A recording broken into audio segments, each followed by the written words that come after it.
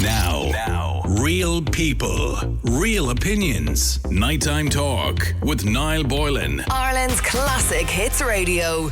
Welcome back to Nighttime Talk with Gary Brennan in for Niall Boylan all week. Get in touch with the programme on 087 188 0008. Coming up later on, I've got a listener dilemma that is really, really juicy. I have to say, you're going to love this one.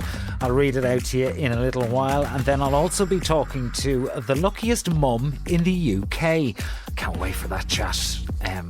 Has won more than £30,000 by entering competitions in just 2 years, and was also featured on Come Dine With Me. So we're going to find out what goes on behind the scenes, you know. Looking forward to that chat. But first, this hour, I want to get to you on a subject that gets everybody talking. This one's religion. And the question is, are we losing our religion? The Association of Catholic Priests has warned that Catholicism will become a minority religion as the number of serving priests in Ireland halves over the next decade, and hundreds of empty churches are forced to close. They've said there's a sense of despair amongst members of the clergy, and you hear about this all the time, don't you? Just anecdotally, especially in rural Ireland, one priest, 3 churches, that kind of thing. Limited, really limited in their resources. Funerals, weddings, running around all day, because there's just not enough people being ordained, and they're really, really worried, and I can see why. But I want to find out what you think. Is it time that we break away from the Catholic Church in this country? Is it a thing of our past and not our future? Are you determined that the Church continues and takes up new ways of breathing new life into it? Some have suggested allowing the ordination of women and the abolition of strict celibacy rules. Last year, I think RTÉ did a documentary, and it was fascinating to talk to priests about what they spoke to priests on the documentary talking about what they would suggest, and a lot of them said celibacy is a big thing, and women as well. But whether the Vatican will play ball in that is an entirely different story. No matter what you think, it's an important one. And I want to hear from you tonight. Text or WhatsApp us and let us know what you think on 087 188 0008. Are we losing our religion? Not the R.E.M. song, but the genuine question. And I've got Eddie on the line, and you think our faith is being taken away from us. Good evening, Gary. We were only talking about this. I had a really heated debate with an elder gentleman on Saturday night in the pub, because he disagreed with me. And I was trying to explain it to him, because he's an older generation, he wouldn't have it.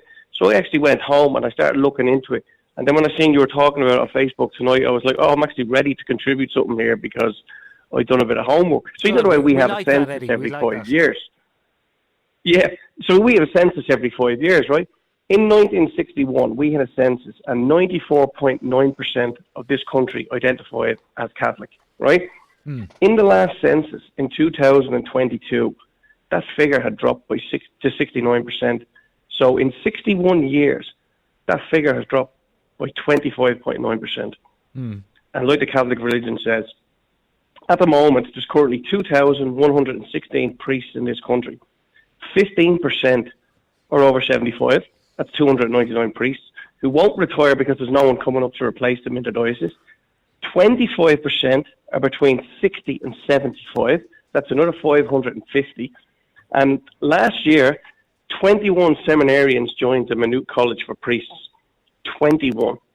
So do the figures. Nobody's going to, like you said there, nobody's darkening the door of the church anymore. We go for births, deaths and marriages. That's it. We might go on Christmas Day. Everyone says they're a Catholic, but they're actual hypocrites, because they don't actually practice the faith they're supposed to believe in.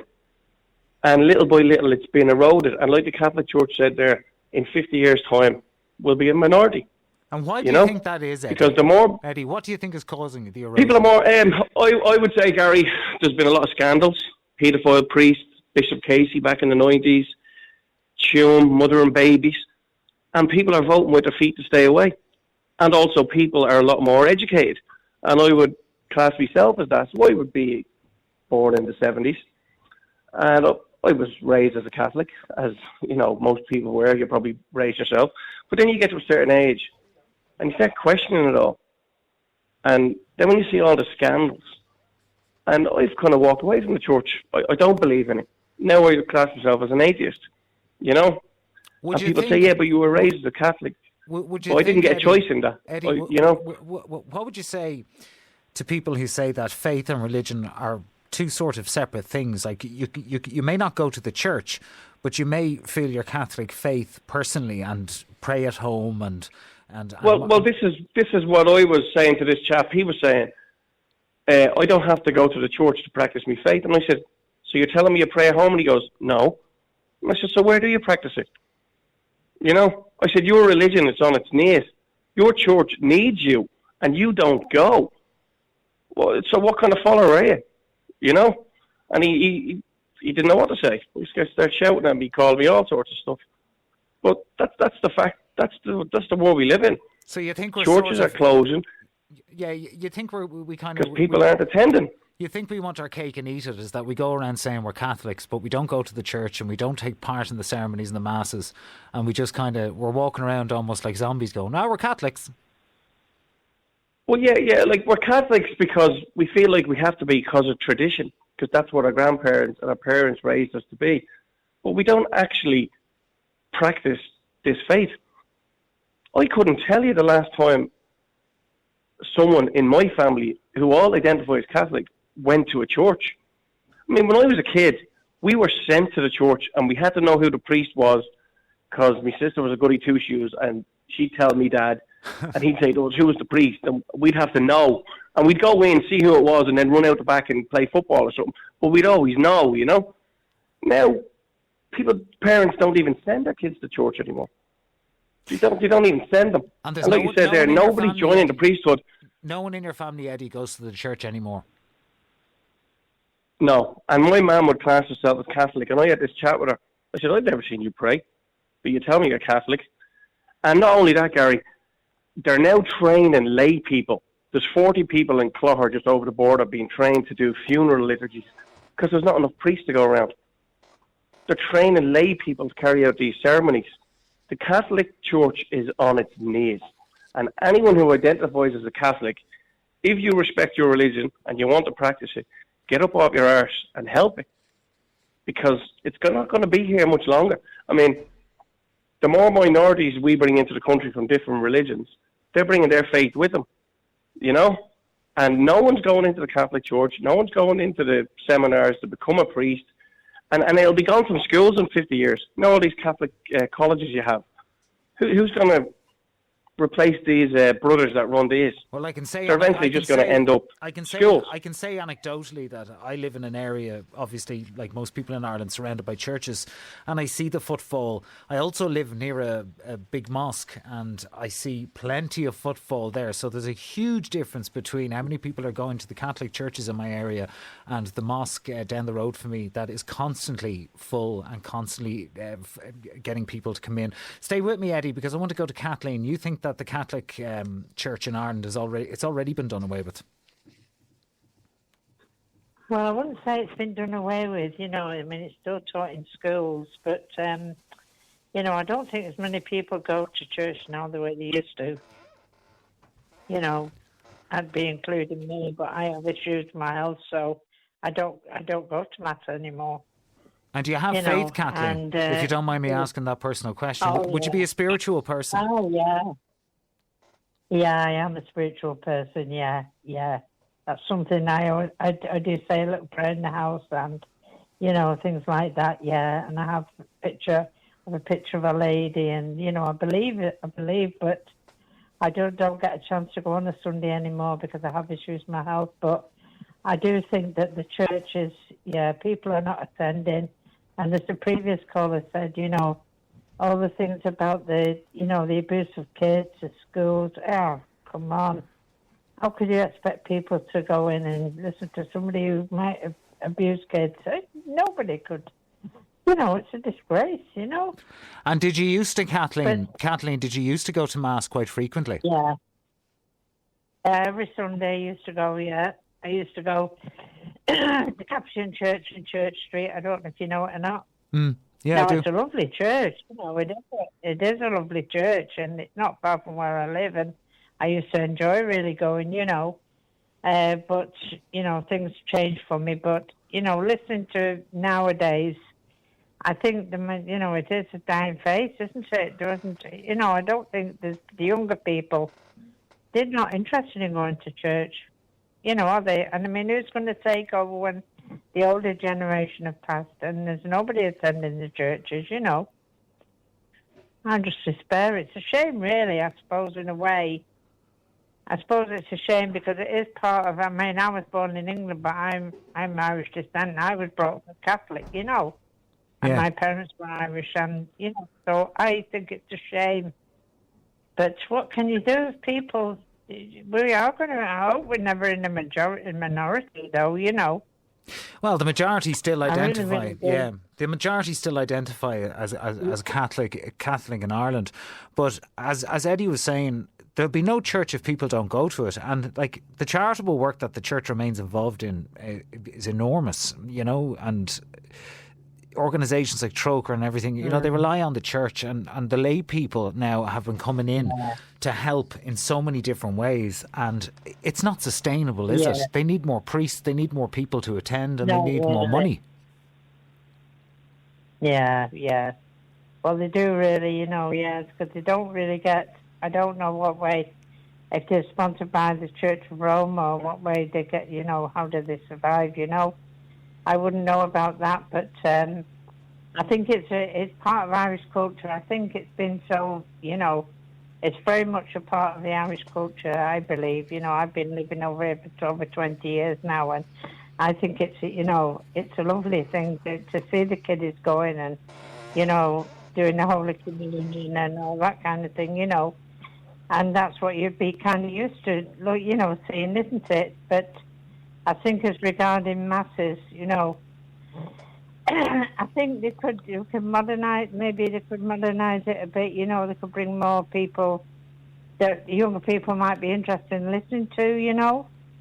I don't know. But here's the difference, Gary, right? Go ahead there, Eddie, yeah. Outside my job, there's a Circle K garage, right? And taxi men congregate 24 hours a day.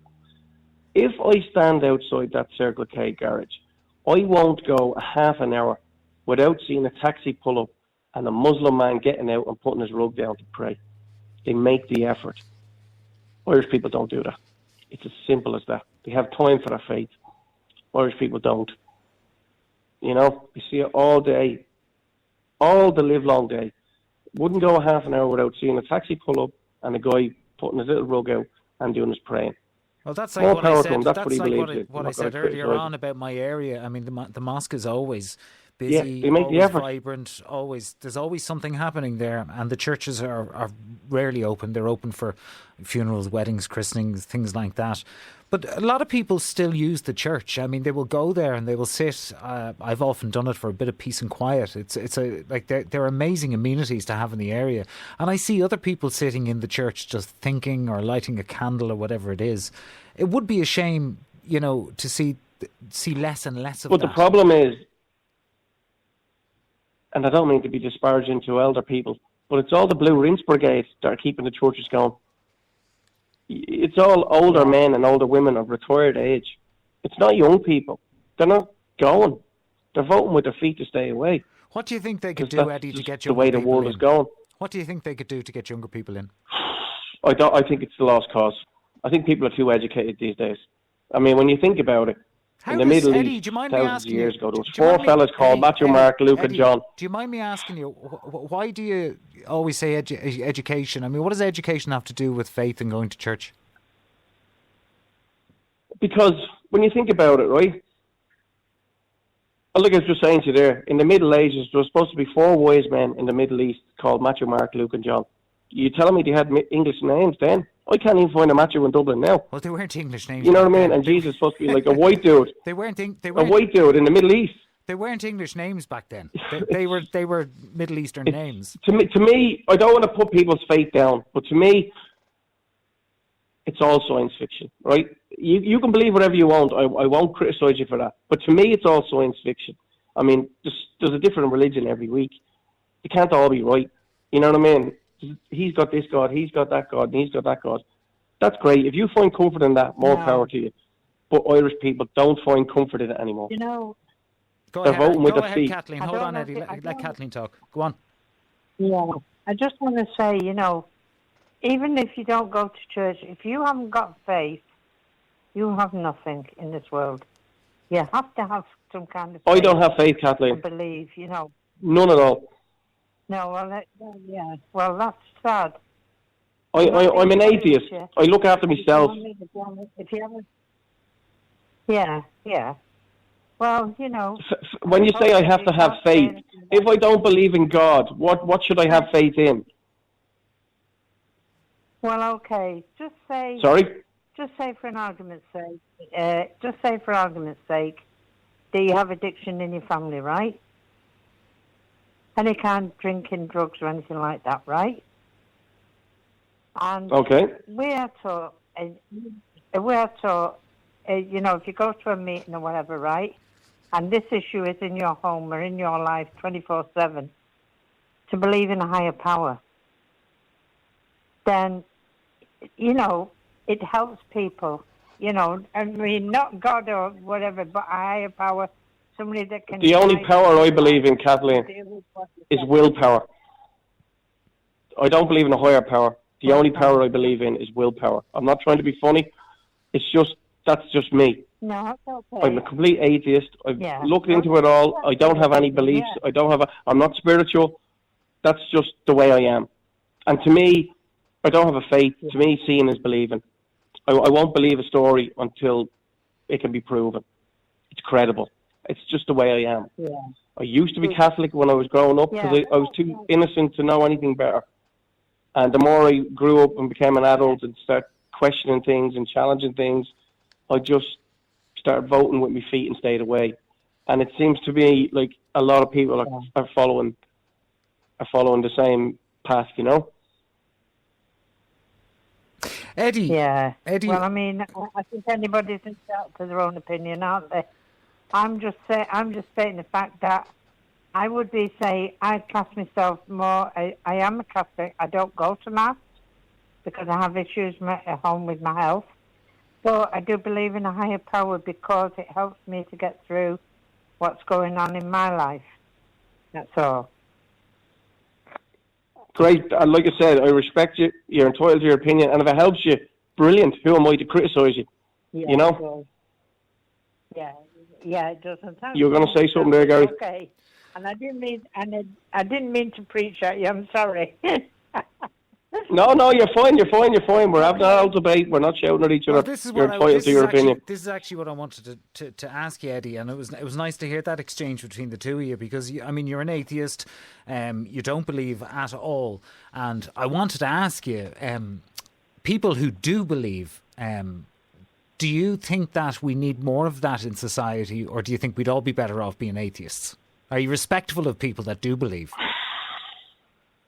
100%. Like Kathleen there, 100%. You can believe what you want, because if you find comfort in something, who am I to criticise you?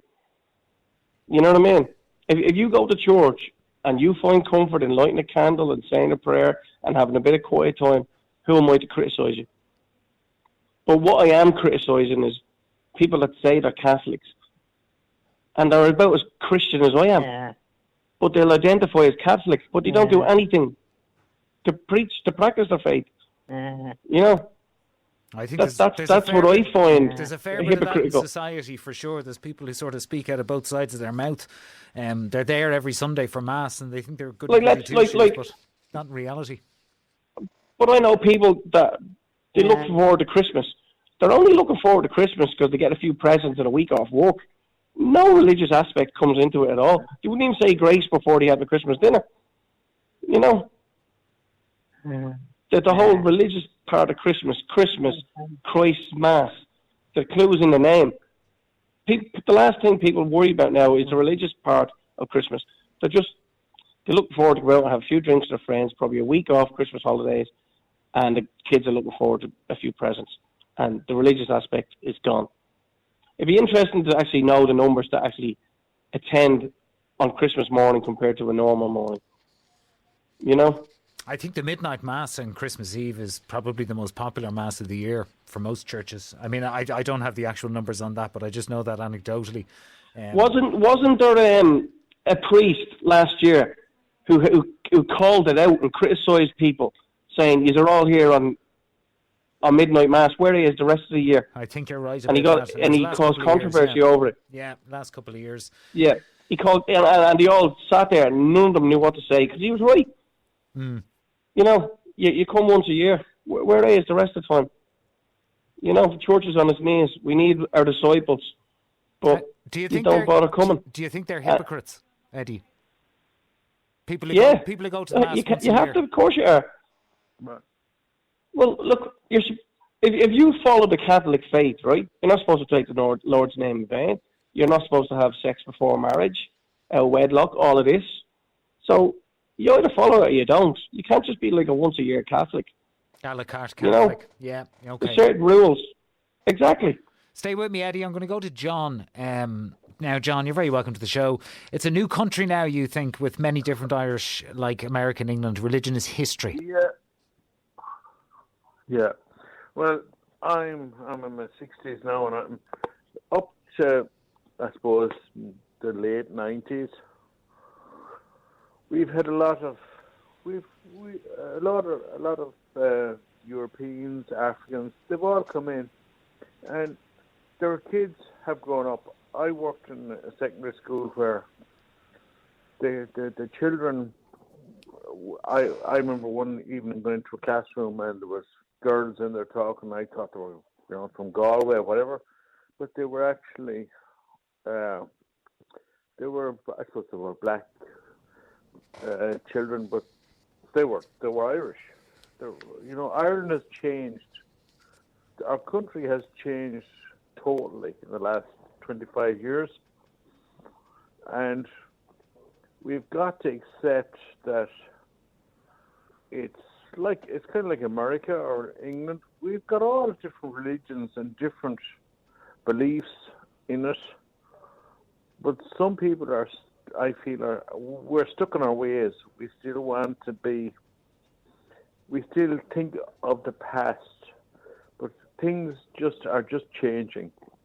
Well, there's no doubt, John, there's no doubt that things are changing, but the question is about the Catholic religion. As Eddie made the point at the top of the hour, that the census over the years has changed so much that I think we've knocked about 30% off the 95% back in the 60s. Now we're roughly around 70% that identify as Catholic in this country.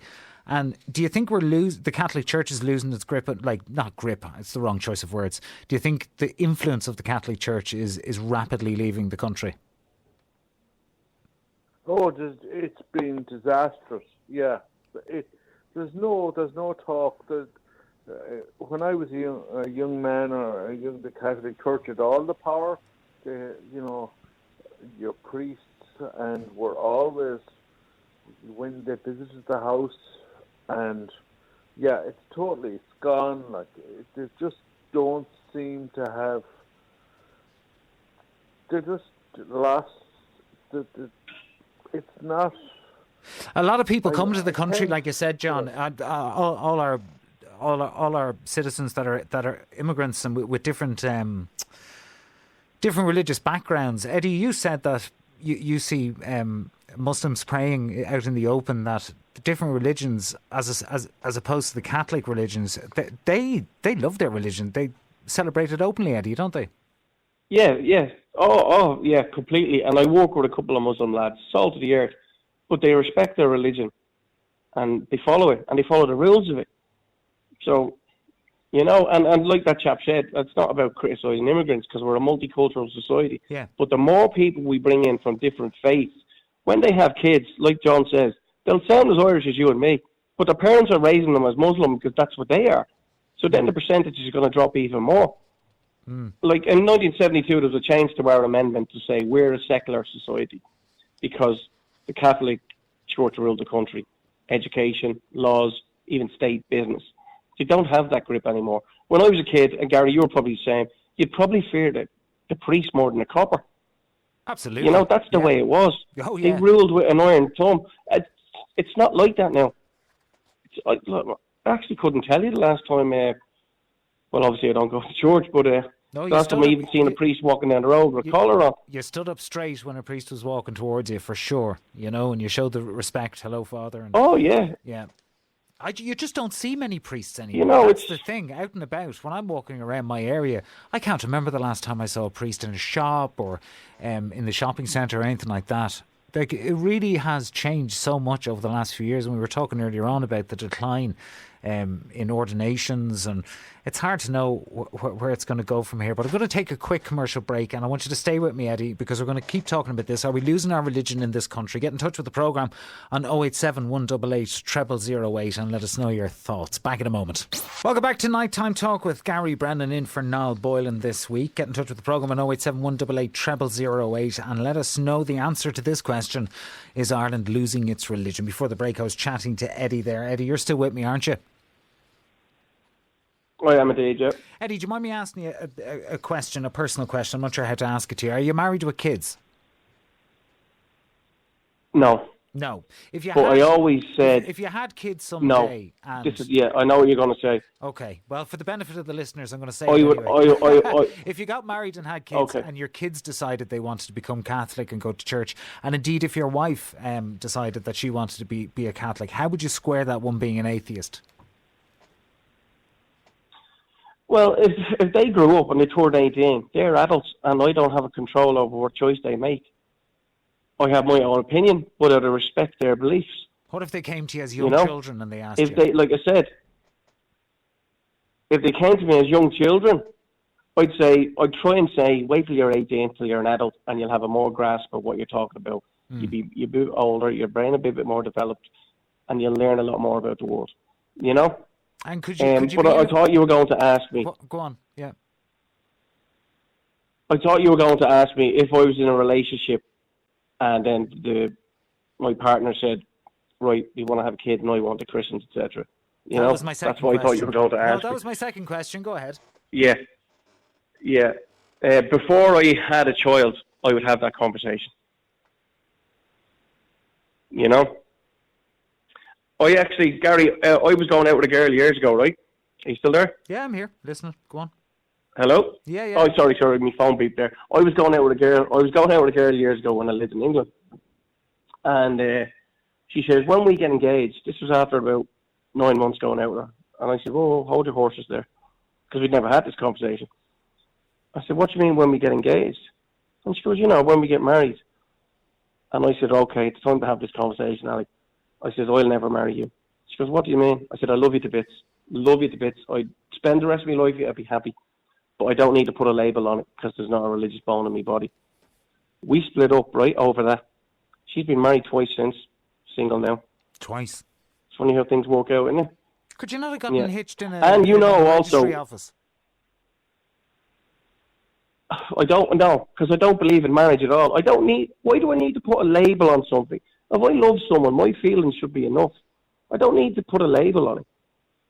And I actually had this argument years ago with my brother who's passed away. He got married and he's religious. And I said to him, if you're married for 5 years and I'm with my partner for 10 years, whose relationship is better? And he went, mine, because I'm married. And I went, so you're telling me I can't live my partner as much as yours because I haven't got a religious seal on it? And he went, yeah. I said, that's absolutely ridiculous. I said, because love comes from inside you, not what religion you follow. You know? So you're telling me I can't love my partner as much as you love yours because I don't have a wedding band on my finger? So that's crazy. You know? And that's my thoughts on it. I don't need to put a label on it. Love is love. I'm sorry for your loss, Eddie, about your brother. Would you stay with me? Because I want to go to Margaret. Now, Margaret, you called in and you want to talk to us tonight. You've a lot of. You say you have a lot of faith. I have, yeah. And is it important to you, Margaret? You see, very important, yeah. Very, very important to me in my life. Yeah, every day. I pray in the morning. I say my morning prayers. I pray during the day that I'm cleaning my home. I always say a prayer. And I always say my night prayers. And I ask God to forgive me for maybe anything I've done during the day or anything I've done in the past. Forgive me that I'm truly sorry. And, Gary, I was 32 years of age. I was saying to the girl there, Molly, I think, and I had a mild heart attack at 32. And I had a 2-year-old, I had a 6-year-old, and I had an 8-year-old child.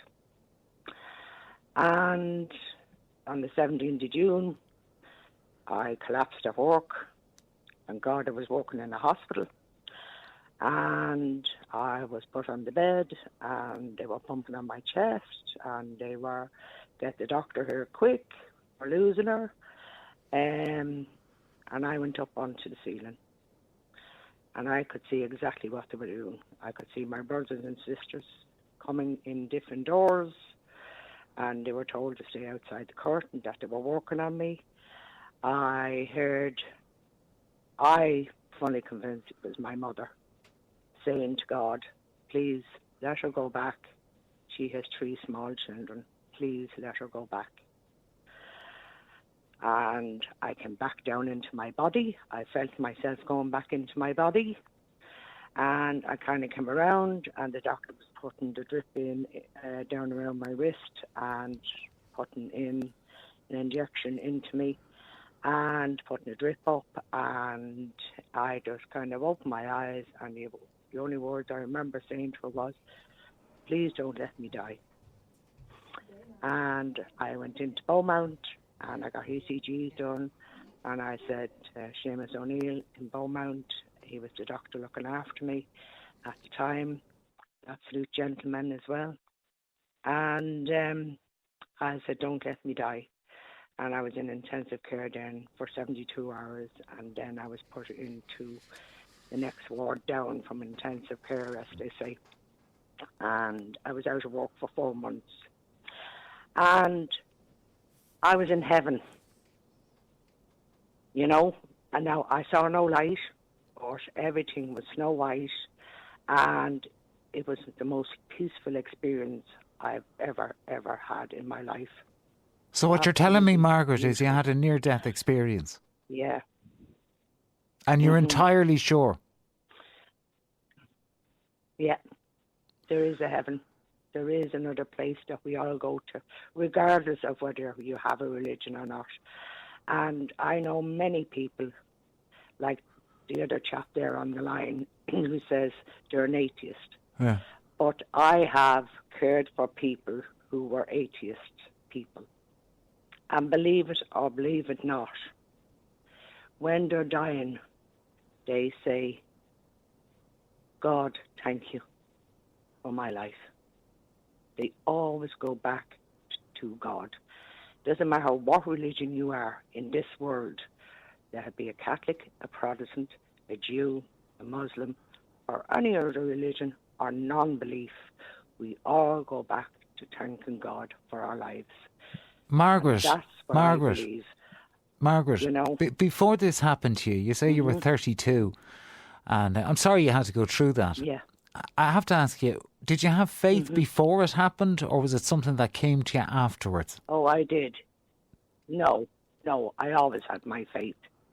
And I go to Mass once a week, and I visit my 2 sisters that have passed away in one graveyard, and then I go to my mother and father in another graveyard, you know. And I go twice a week. I go to Mass once a week. But I pray every day.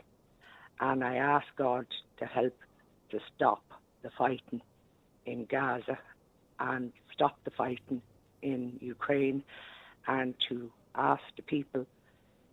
I'm talking to God when I'm doing this now. For people that are listening and say, that's a fruit nut, it's on the line. But for me, people talk as if they're having a conversation with a person and saying, please God, I know there's a lot of wrongdoing going on that you didn't expect, but please help these people that are heads of governments to come together and beg the like of Putin, who's doing wrong and who is an evil person, to change his ways and to let people live and let little children live. And for people in other countries that are suffering, that other countries that are a lot wealthier to spread to help. their wealth. But Margaret, to help I have to save ask you, people's Margaret, lives. when this happened to you when you were You know? younger, and you had this near-death experience and you woke up and thank God you got through it and you were well afterwards, it must have God is changed. right. It must have changed that faith you say you had before it happened to you. It must have transformed it, and you must have been a different woman. I remember talking to a priest about it, and I spoke to a priest about it, and I said, did I dream it? Did I imagine it? You know, when I had the mild heart attack. And he said, I'm not saying, Margaret, I can't explain it, but from what you're saying is from other experiences that he has spoken and other people have spoken to him about, is that you have been up in heaven. But you're convinced it was your mother who was asking God to let you to go back to your children, to rear your children. So you're sent back for a reason. You've been given another chance in life to rear your children. And thank God now my baby is 37.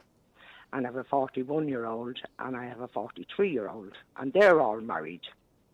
And, you know, they were all married in the church, Catholics, and their children are Catholics. And would they be practicing And, Catholics, you know, Margaret? wherever people decide. Margaret? They would, yeah. Yeah. They go to Mass. Yeah, they do. Yeah, they do. And now I don't, you know, I do say to my two boys and to my daughter, you know, whatever you decide to do with your life, with your children, but I know I've done my best. And whatever you decide to do with your children, because they're your children, I said, I can stand over and say, thank God that I reared my children right. They never done a thing wrong in their lives. They're very, you know, they're very, very good jobs. And, you know, I thank God for that. And Margaret, you say you've had your faith your whole life. At the end of the day, Margaret, you say you've had your all faith my life, your whole life. all my life. So you go to Mass. Yeah, You've been all going my to life, Mass your whole yeah. life. Mm-hmm. And have you noticed? All my life. Have you noticed? From a young girl. Have you noticed over the last 20 odd years a decline in the amount of people that are in there with you? There is, Gary. You see, the thing is, and what the other gentleman said, he was talking about the priests and the scandals, and you know, and you talk about the nuns, and you talk about the teachers who bet the living crap out of people. You know, not everybody was like that. You cannot tar and feather everybody with the same brush. You know, there are individuals who did do that. And that's without a shadow of a doubt, that there were priests who done those things. There were nuns. There were, you know, teachers who bet the living crap out of students and seemed to enjoy it, you know. And do you think not that everybody was like that? Do you think that scandal was the turning point like in Ireland? As I say to people, the devil was in these people, you know, and that's the way I look at it, you know. And do you But think, yes, Margaret, it definitely did do an awful lot of damage, yeah. Margaret, do you think that was the turning it point? Did do damage. Margaret, can you hear me? Do you think that was the turning point for people in Ireland? There was no coming back from that for most people. Well, you see, an awful lot of people were shocked, and people couldn't believe, because we all, you know, kind of bowed to the priest. We also bowed to the nun. We also bowed to the teacher, the guards, etc., etc. People of the high moral standard, you know. The same with the judge, the bishop, and etc., etc. You know, and you know, there's always bad apples in all classes of society, always. But you cannot tar and feather everybody with the same brush. There are good people out there who are really good people. Like, you take the Lindsay thing, what's the girl's name? Lindsay, whatever her name was, in the UK, who killed those little children. She was a nurse, right? Oh, yeah, yeah. Does that mean all nurses are murderers? No, they're not. you know. And there are very, very good nurses and very good doctors and, you know, surgeons, etc., etc. You can go up to Drogheda, where that doctor took out wombs belonging to women, and no need for them to be taken out at all. You know, you could go on with certain things that has happened over the last number of years in this country that were completely wrong. And I'm not standing over priests who did abuse, or teachers that did abuse, or nuns who bet the living crap out of students as well, or any other profession who did wrong things in their life. But you cannot turn around and say, you know, they're all the same. They're all like that, because they're not. I hear you, Margaret. Stay with me. I'm going to go to Ian. Now, Ian, you're a self-confessed atheist as well. And what do you think? Are we losing our religion? Ian, are you there? Well, there you are. We are losing our religion. Yes, can you hear me? Yeah, we are losing our religion, and I can only see that as a good thing. Now, I don't think there's anything wrong with faith. I think having faith and having religion are very different things. Yeah, I asked that question earlier on. Ian, I asked that question earlier on. Why do you think they're two different things, faith and religion? Because religion expects you to follow certain decorums, certain values, certain strict modules, and you can, in some religions, even now, you can be excommunicated for not following those values. But with faith, you can just have a belief in that system that it will help you as a person, help you grow, help you maintain yourself as a person. Some people, as you said, they kind of put their faith in working out, in being able to go through their thought processes by working out, some by going for a drive, some by taking long hot showers, and just using whatever way or system they can, that they can get the beliefs under control and in their head. And Ian, can I ask you, why are you an atheist? Yeah. Have you always been an atheist? And if not, why did you become an atheist?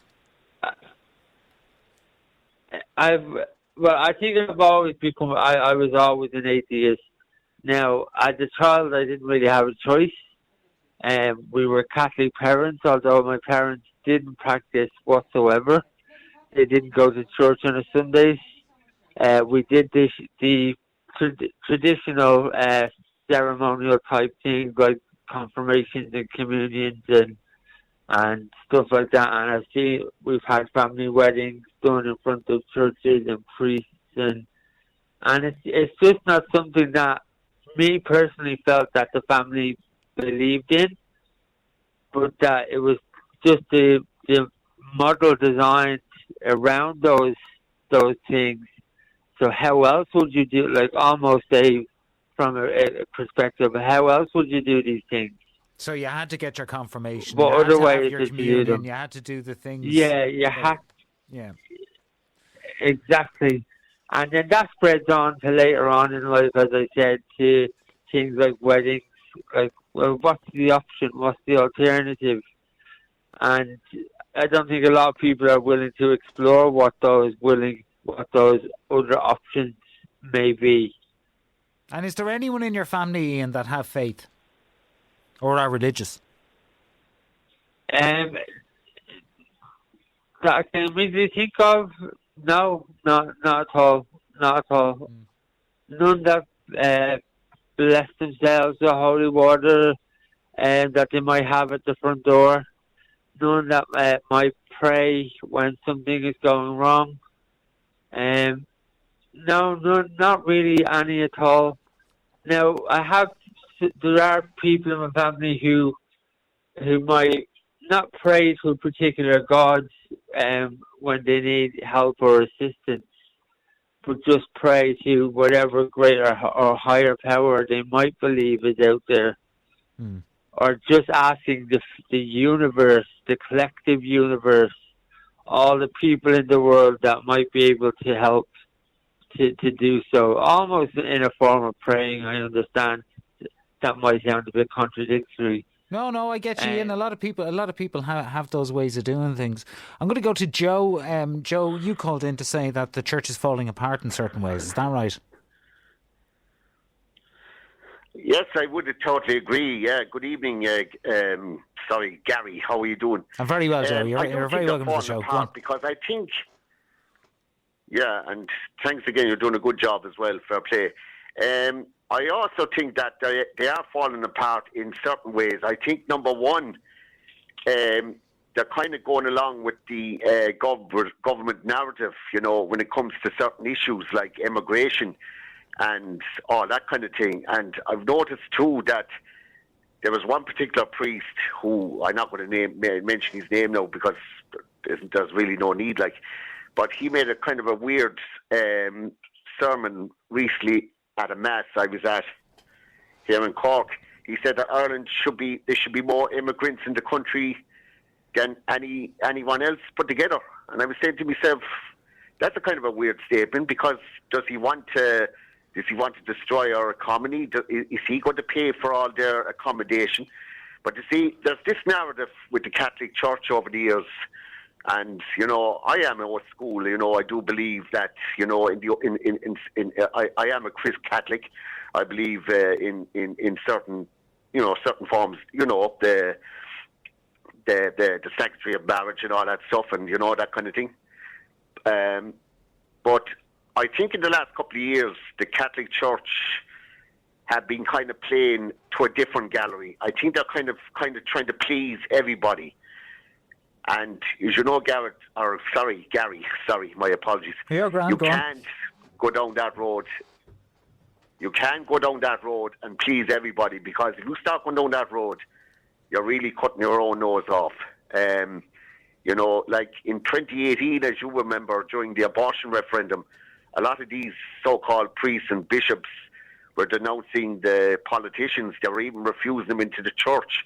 And during the COVID years, of course, they were all praising them, supporting the lockdowns and saying that there should have been even more harder lockdowns. Even I remember here in Cork, the bishop here in Cork, who's a Dublin bishop, he actually threatened people inside the church during the lockdowns, the early lockdowns back in 2020, that if they weren't vaccinated, they wouldn't be getting Holy Communion. And I wrote to the bishop at the time, and I actually had a very stern words to say to him about it. Now, I got no reply back because I wasn't expecting a reply back, because, again, they were playing to that kind of gallery, these are the people who are supposed to protect the faith. They're supposed to they're not supposed to get involved in politics.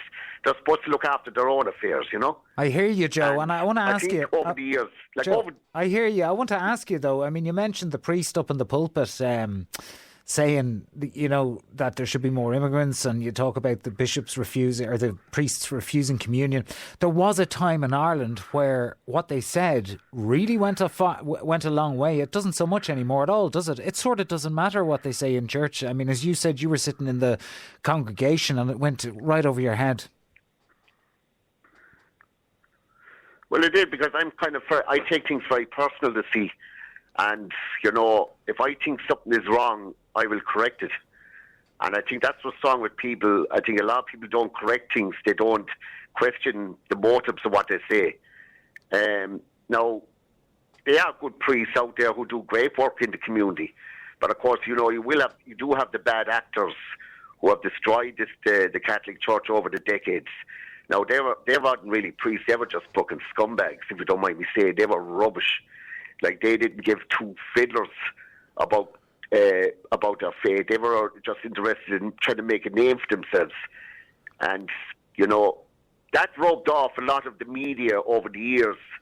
And I think as we're in a situation now, and as they said earlier on, we have a lot of different things now at the moment where you have different religions. But, I don't know if you saw there, it was during the lockdowns there back in 2020, there was a video of a church up in, I think it was in Galway or up in the west of Ireland or somewhere, where you had a Muslim imam performing the prayers during the lockdowns, and there was a lot of people very angry at the time about it because the churches were supposed to remain closed at the time, which I didn't agree with either at that time, because I think the church should have been open, because, you know, if people were able to go into a supermarket and buy messages and be around a load of people, they could easily do the same in the church, because at the time, if they were worried about it, there was plenty of people to supervise all that, like, you know.